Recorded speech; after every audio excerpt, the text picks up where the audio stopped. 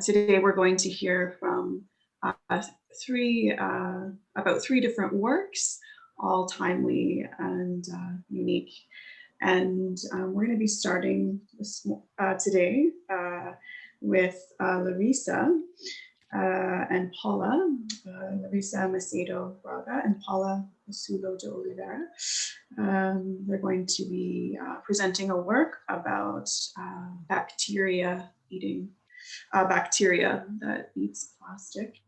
They're from the Federal University of Juiz, Fora, Brazil.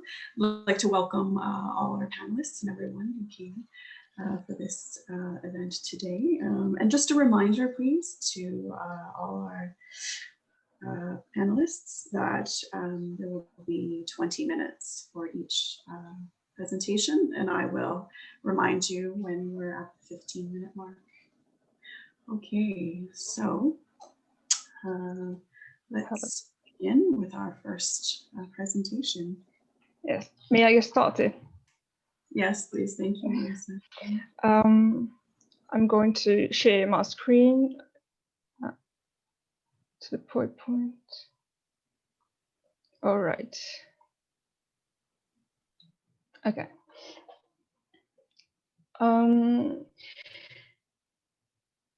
Laryssa, I am Laryssa, and I'm going to present this work written along with Paula about Ideonella Sakaiensis. It's a bacteria that eats PET or plastic. It's the most common type of plastic in the world. And well, in May of this year, the Marine Bulletin published a study showing there is microplastic in the Antarctic sea surface. Oh, just a second. This is a special finding because there is krill in the area, a crustacean that feeds on algae and serves as food for whales. This alarming situation, in spite adding to this alarming situation, there was a study published in July also of this year called Breaking the Plastic Wave. And it says that if there is no waste management, the ocean stocks tend to increase in 4 times from 2016 to 2040. So in 20 years, it can just become, from now on, it can become 3 times worse. So we have a problem not often taken into account. Solutions looking to the future of plastic or how to deal about plastic do not give answers to the current pollution wave we have, especially on plastic. Everyone talks about pollution, but mainly about building a circular economy. That sure can decelerate the expected pollution, mainly if multinationals, the world's biggest polluters such as Coca-Cola, Nestle, and PepsiCo invest on the change. But a circular economy is not enough to avoid the plastic wave. It is, for sure, a solution looking to the future, but we ask ourselves how to deal with what we already have on the planet. Can we just recycle everything? Is that even possible? And we kept our research from that question. So recycling cannot be the one way to go. According to what we found, the answer is no, because 1, the infrastructure, the development has a limitation of speed, which means we cannot simply start building recycling industries everywhere from one day to another. It is also costly for governments, mainly the ones that produce the most waste, most of them coming from the global south, such as China, mainly China, and then all of Asia in general, South America, and in the north, the United States of America. And well, also no stimulus from governments maintains high costs to recycling for privates, making it more advantageous for companies to simply produce plastic from the very beginning of the chain, rather than thinking of recycling. Another issue would be more gas emissions. Recycling industries produce gas, which makes us more dependent on fossil energy. Furthermore, those traditional recycling measures do not reduce the plastic entering the oceans, at least not in the little time, such as until 2040. It is hence mandatory to implement a joint measure to change the plastic wave. So about the bacterium. Ideonella sakaiensis was first found in the Kyoto University by Japanese researchers in 2016. And they found this bacteria among rubbish. And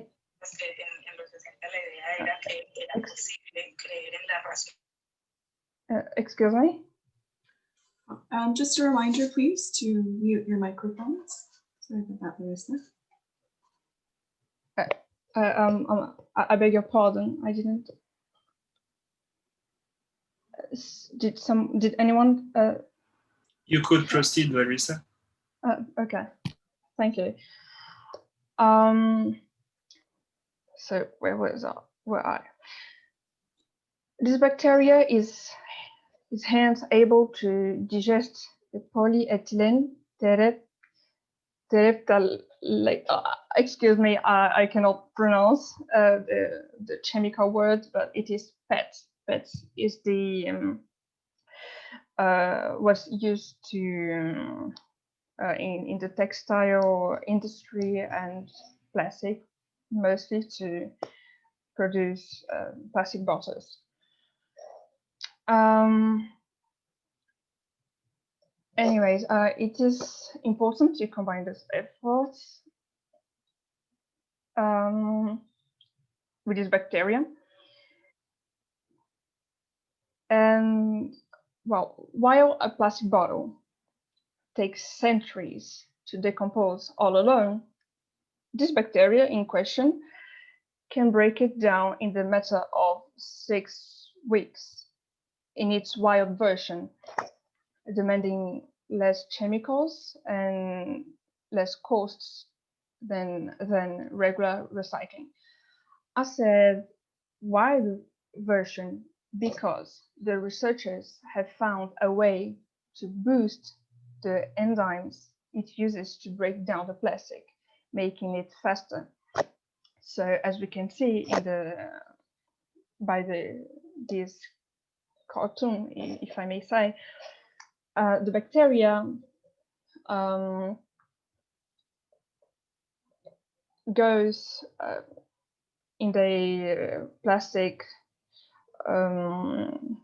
bottle, for example, it breaks the plastic into two chemicals and then another 2, and it eats them. So there is no its function is not only to break the plastic. It also uses the plastic as food.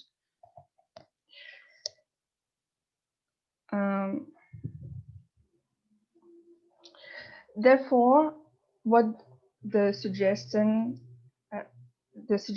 is that even though thinking of a circular economy is needed to effectively eradicate the threat of plastic looking to the future, it is necessary finding alternative ways to recycling to eliminate what we already have, our present issue.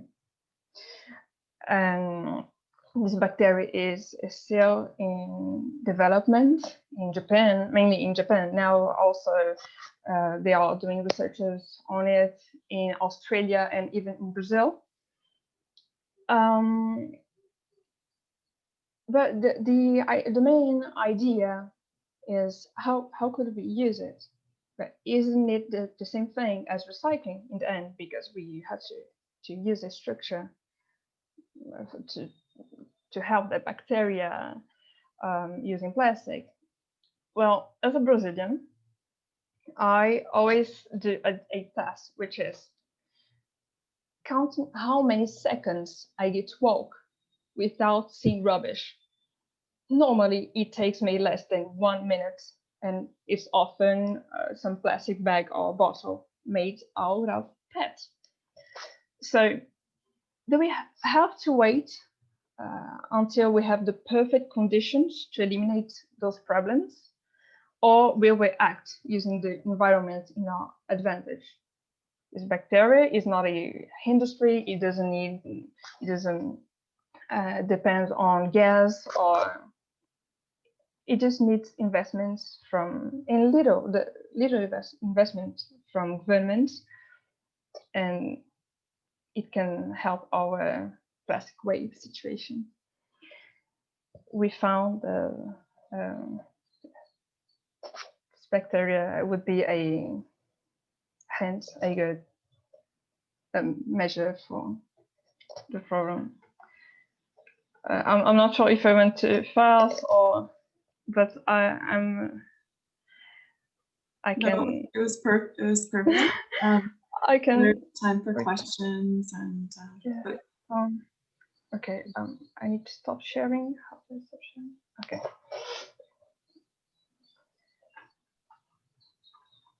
I'm available for questions. Great. Laryssa, and also to Paula, your co-researcher. Thank you so much for bringing this research to us. So important to use Earth's intelligence and the systems that already exist. So it's really fascinating research, and thank you. So yeah, we do have time for some questions. So I'm just looking. So if any of you have questions, please send us to chat.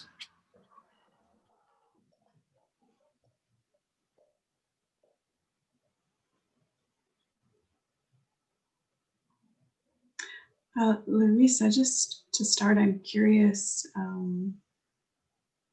about how early in the stages is this research?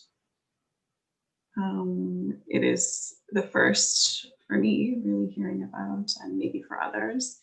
And how early is this research, and how far away would it be from more mass implementations? You mentioned that Brazil and Australia and Japan are doing this research. Can you talk a little bit more about possibilities for implementing? So the bacteria was first found in 2016, and researchers started in 2018, and since then we have looked some articles, but most of them seem quite private. Hence, we don't really know how far it is. But the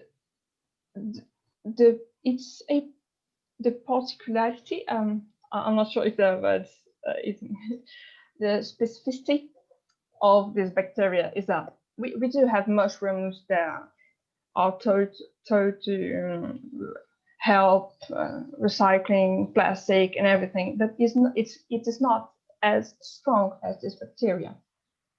The last news we got were from late 2018, so I cannot tell in what stage it is right now, but mainly now with the COVID, most governments are in lack of resources, capital. Hence, this bacteria would be a good help now. I guess we have questions. Yeah, thank you. And there are some questions. There was a similar question, but a little bit further from Thomas. We had the question, can you say something, can you share about the potential scale up? What would a world look like in which this is a major way of disposing of plastics? And I hear that it's early for implementation, but any thoughts on that, the scale up? Yeah, so when they tried putting a thin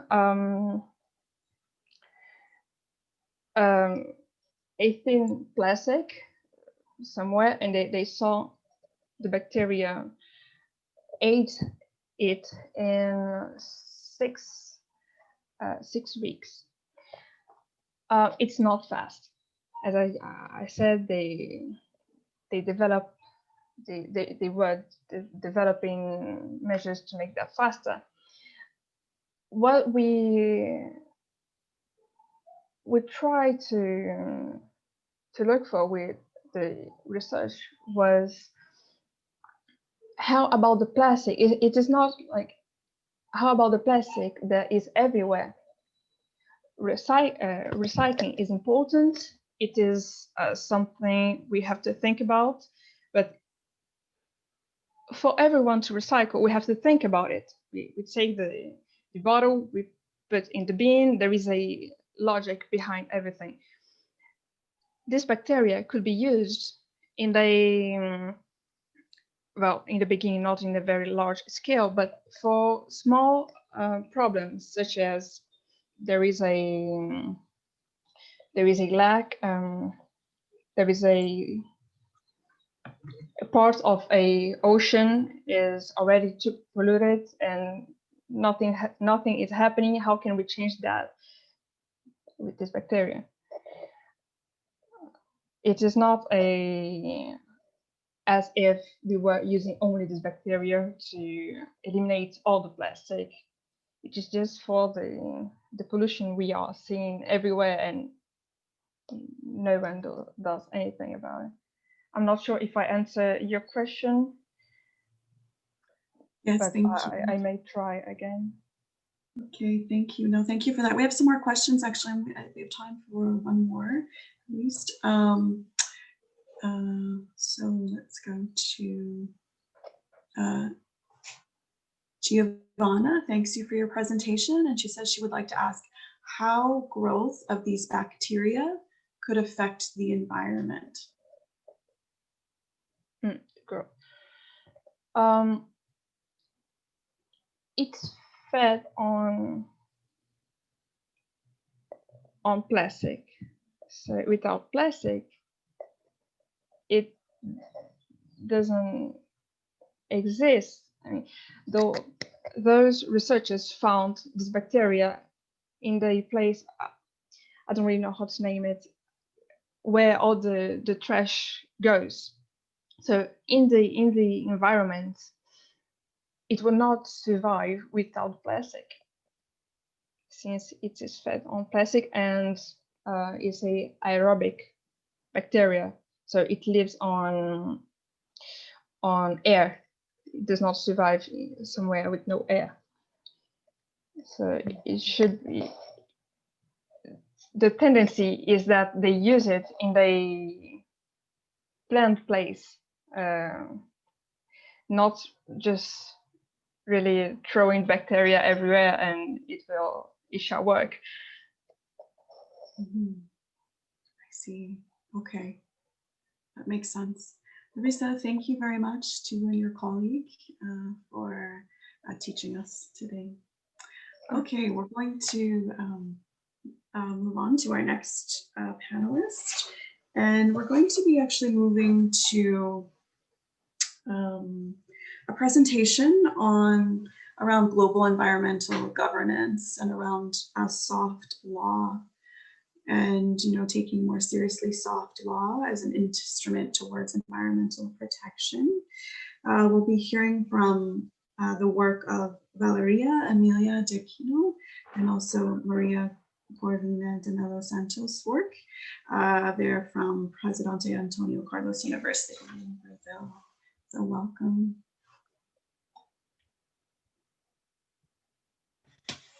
Hello, everybody. Good morning.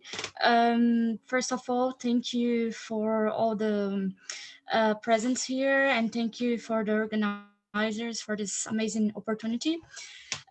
We are really happy to join in this conference today. So just one question before starting. I would like to ask you, Jennifer, if I can share my screen. Is it okay? Yes, please share your screen. So,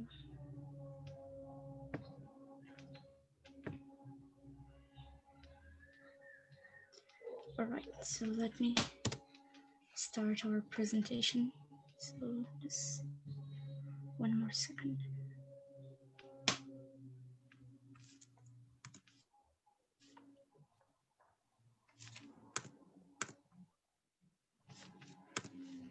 So again, good morning, everyone, and good afternoon in case you're in another continent. First of all, our work is entitled Global Environmental Governance, is soft law a possible instrument towards environmental protection? And a quick introduction about us. My name is Valéria Emília de Aquino. I'm currently a visiting fellow at the Mercosul Institute of Public Policies on Human Rights, and I'm also a researcher at International Law Without Borders. And I currently hold a master in law sustainability field. And well, to start this work, my friend will introduce herself later. So to start this work, we basically decided to talk about soft law and its recognition as a possible source for international environmental law. And basically, our main hypothesis here is to explain that yes, mainly all the soft law documents produced in the context of global environmental governance can be considered as a source of international law. So the first part will be explained by my colleague, Professor Maria Carolina de Melo, which will start now, and then the second part will be explained by me. So please, Professor Maria Carolina, you can introduce yourself and start the presentation. Thank you, Valéria. Thank you, everyone. I'm very happy to be here today. My name is Maria Carolina de Melo Santos. I am from Brazil. I am a law professor here. I have a master's degree in law, and I have been developing studies in the field of environmental law and sustainable development. So I'm going to talk with you about the context of international environmental protection. I would like to start my talk saying that the protection of human rights and the environment have become interconnected agendas in recent years. The right to an ecologically healthy environment was inserted in the dimensions of human rights, establishing the need to adopt sustainable standards of development as a way of promoting the satisfaction of needs of current generations without, however, harming future generations. So It was with the United Nations Conference on the Human Environment held in Stockholm in 1972 that a series of international and national documents about environmental protection began to be developed. As a result, the Stockholm Declaration on the Human Environment emerged, as well as the creation of United Nations Environment Program. In that document, it was confirmed, among other points, that the protection and improvement on the human environment is a major issue which affects the well-being of people and economic development throughout the world. So this was already an indication of the connection between human rights and environment, as well as the duty of the government to articulate actions aimed at this protection. So following these advances, in 1987, the Brundtland Commission edited the report, Our Common Future, helping to set the principle of sustainable development and the notion of intergenerational ethics. This report states that sustainable development is development that meets the needs of the present without compromising the ability of future generations to meet their own. So years later, in 1992, the Earth Summit was held in Rio de Janeiro and was responsible for the adoption of Agenda 21. The Agenda 21, in this document, we can see that governments outlined the detailed program for action to move the world away from current unsustainable model of economic growth towards activities that protect and renew environmental resources on which growth and development depend on. Moving forward, in relation to global climate change, we need to mention the importance of the Paris Agreement. The Paris Agreement was signed in 2015 as a result of the United Nations Conference on Climate Change, whose aim was to strengthen the global response to the threat of climate change in the context of sustainable development and efforts to eradicate poverty. So this agreement came into force in November 2016. These documents highlighted here can be recognized as historical milestones of international environmental law, whose objective revolves around the protection of the environment as a human right. Currently, we can see that despite these advances, there is a resistance from several countries in promoting environmental protection due to political, economical, or cultural interests. But the promotion of global environmental governance in this context seems to be of a great importance since environmental problems are transboundary, as we can see, for example, with issues related to climate change. Furthermore, in a context of globalization, it is appropriate to think about international cooperation towards mutual aid to combat environmental crises currently experienced. I think the pandemic caused by the coronavirus serves to illustrate the importance of the global effort to overcome problems that cross borders. So what can be understood then by governance? We can say or describe governance as a system of norms oriented towards coordination and collaboration between different actors to distribute the costs and benefits of joint actions. In a global scale, we can say that global governance encompasses the totality of institutions, policies, norms, procedures, and initiatives through each state and their citizens to try to bring more predictability, stability, and order to their responses to transnational challenges. Thus, global environmental governance can be seen as the search for the implementation of institutional arrangements that involve different actors, such as states, civil society, and NGOs towards the achievement of common goals for the protection of the environment. This is important considering the ecological interdependence between countries that is responsible for creating a need for international cooperation, given that there are no geopolitical boundaries for the environment.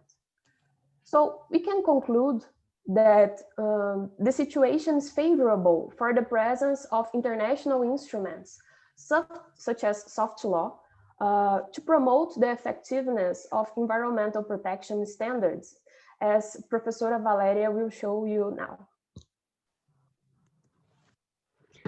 Thank you, Professor Maria Carolina. So following the second part of our paper, basically we start explaining which are the sources of public international law.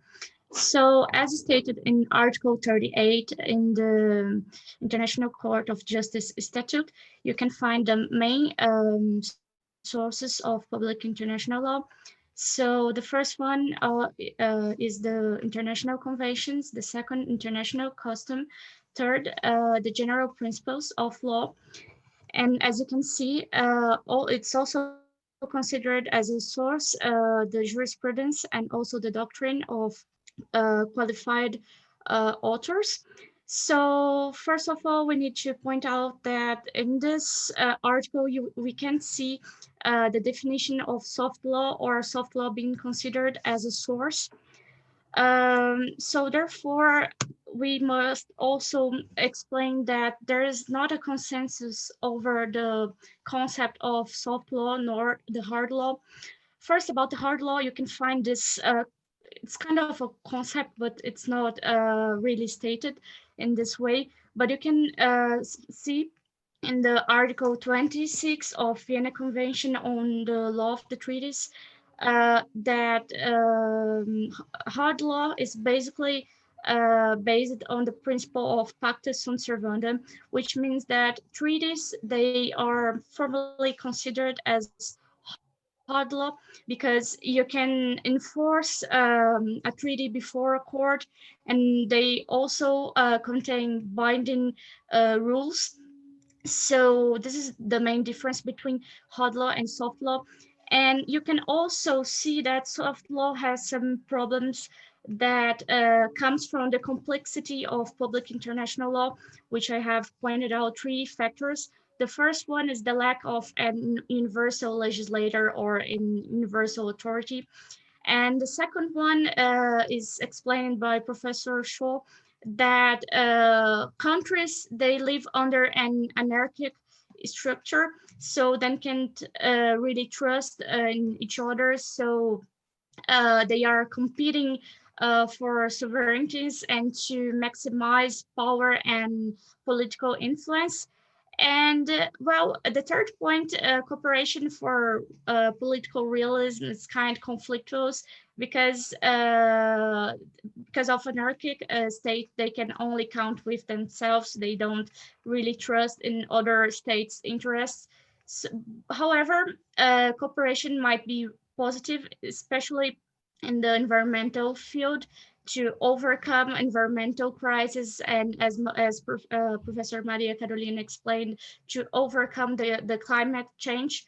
So global governance promotes international cooperation and reduce impacts caused by the globalization process. And since environmental damage doesn't necessarily respect borders, it's important that we focus on cooperation through the global governance. So also still about the soft law, it can be pointed also 3 key points. The first one is that despite the fact that we don't really have a formal concept of soft law, the first point is that soft law has an absence of sanctions, while other treaties or the hard law can be enforced before a court. Soft law can't. It usually doesn't have sanctions. It usually have only plans and goals to be achieved by the states. which means that those rules, they are non-legally binding. And the third is that I would consider environmental multilateral agreements really flexible, and there's also the celerity issue, which means that if you want to achieve those goals, or in case you need to change a plan or make an agreement more suitable for that purpose, it's easier to change and adapt a soft law document instead of a treaty. So treaties, they are more rigid and it's harder to change. So in this sense, soft law fits better for the international environmental law. So it can and should be considered as a source. And as examples of soft law, I brought those multilateral environmental agreements. And as an example, I brought the charters, the Earth Charter, for example, agendas as the 2030 Agenda for Sustainable Development, and also Declaration of Principles as the one stated here. But of course, we have other examples of soft law. And I asked this. I decided to ask this question: if soft law can be considered as a source of international law. When we first look the Article 38, the one that I have already shown you, we can see soft law as a source of international law. However, most of authors, which means the doctrine, recognize resolutions emanated from international organizations such as the UN as a source of international law. So when those resolutions, they are approved by the General Assembly or even the Security Council, for example, in the United Nations, when they are approved, they will become a resolution. So an agenda can become a resolution. So in this case, it's easier for this kind of source to be considered a source of international law and basically the international environmental law.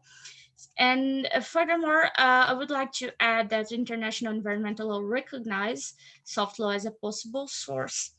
So to sum up, to finish our presentation and bring you the conclusion, even though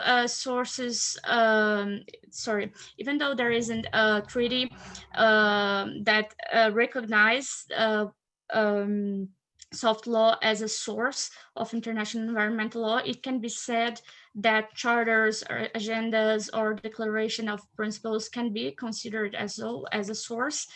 And in this sense, we also would like to add that global environmental governance plays a major role over environmental protection, because it increases the protection and it helps to overcome all the environmental crises that we are living. As Professor Maria Carolina explained, during the pandemic, it's possible to see that states, they are more eager to cooperate, and because we all want to overcome this not only social but also economic and social and economic crisis. So we are seeing that the pandemic's bringing states to cooperate to find a vaccine and to overcome all the other problems brought by the pandemic.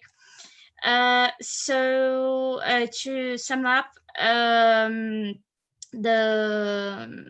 I was saying, it plays a major role over environmental protection because it allows the proliferation of rules in this field. So the more we discuss, the more protection we bring, it also benefits the entire society, because we can see the environment as a global and common interest, and also as a mankind inheritance. And I would like to finish by saying that despite the fact that soft law or non-binding rules are still not seen as this with the same importance as hard law, but they are still important because states, they will respect those rules, because first, because they will see the nature, the environment as this common interest, and secondly, because some states, they fear international boycott and discredit. So basically what we are trying to explain is that even though it's not legally binding, states will respect because they have the environment as a global concern.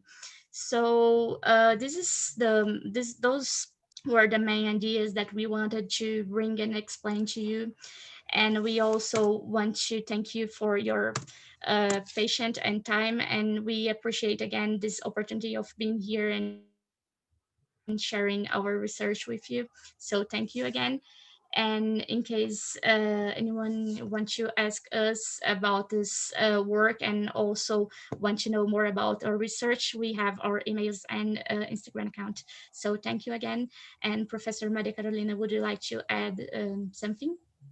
No, I'm just gonna thank you all for the presence and again for the opportunity to be here and to say that we are open to any questions. Okay, so thank you again. Okay, thank you very much for helping us get clarity on the difference between some of these legally binding, for example, trade treaties and the emerging exciting soft law. We do have some questions, and we'll start that, and we'll take 5 minutes for our questions. By the way, to everyone here today, this will be our final panel presentation. The other panel had to go, so we will look at these questions now. We had a question about the role, if any, of soft law in the interpretation of hard law. So how much of a role, if any, does soft law play in the interpretation of hard law? Do courts appeal to it? Does it influence the ways in which hard law get applied? So can I answer that, Professor Maria Carolina? Is it Yes. okay? Yeah. All right. So you can also add your comments. First of all, thank you for the question. It's really important. I would like to first, I would like to say that when we have this process of writing, first drafting and then writing and then finally open a treaty to signature and ratification, it's a long process. And in this point, soft law, it's easier and faster. And I would like to say that soft law is the first step before positivating this into a treaty. So, for example, the soft law it's a start for the whole process of making a treaty. So we can start, for example, discussing specific subject by writing an agenda or a charter, or even, for example, writing a declaration of principles. And this is the main point, because this can become a treaty in the future. So the first point is that we open to discussion, and what is really cool about the soft law is that other actors, they can also contribute. For example, international organizations, NGOs, and also other international actors, they can contribute to this debate to enhance the soft law, while the treaty only states can write and really discuss it. So if you are willing to have to improve your environmental protection, it's really important that the whole community, the global community, joins this process. So since they can join the treaty process, they can start by joining the soft law process, the multilateral environmental agreement process. And well, this will play a major role in the treaty, in the hard law. And I would like to also add that your question about the courts, for example, in the International Court of Justice, it took more than 20 years for the court to accept the principles from the Stockholm Declaration and also the Rio Declaration as a principle of international environmental law. For example, the sustainability was only recognized in the first case. I mean, it was treated in the first case, the Gabsikov-Najmaru one, before the International Court of Justice. However, it took another 20 years for the court to recognize the sustainable development as a principle. And it took more than 30 years for the court to understand the precautionary principle as a principle of international environmental law. It has been recognized in the Pulp Mills case, the from Uruguay against from Argentina against Uruguay. So it all became it all started with soft law. So it all started with discussion. It all started with this process of writing a declaration of principles. So the court finally realized that yes, we should recognize those documents as an important source of international environmental law. So basically, I would sum up that it's a long process. It doesn't change by, like, for example, I'm writing an agreement today, and then tomorrow the entire global community will understand this as a principle or a source of international environmental law. So it takes time, but soft law is the first step. And because it brings discussion up, so it allows us to think on ways of improving environmental protection. So basically, I hope that I have answered this question. So I think if Professor Maria Carolina wants to add some comments. Yeah, we're actually down to maybe our final minutes, and then we need to close our panel. Thank you so much. Thank you again. Thank you. Okay, Maria Carolina, if you want to say a final word. No, that's fine. I was just going to say that I think as everything that Professor Valéria said, soft law is a way to establish a global community. So it demonstrates an importance of the global community, the cooperation between countries, and solidarity that is so much required nowadays. So thank you. Thank you very much. Thank you very much. It's so important for us to have these channels for global solidarity and build these discussions so dear to our hearts.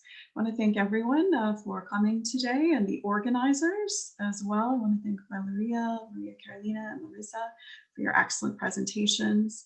Just remind people that any questions will be, actually they have been noted and they will be sent to our presenters, and feel very welcome for further clarification to email our presenters today. Okay, well, I think that is all for this panel, and I want to wish everyone enjoyment of the rest of this conference, and that's all. Thank you very much.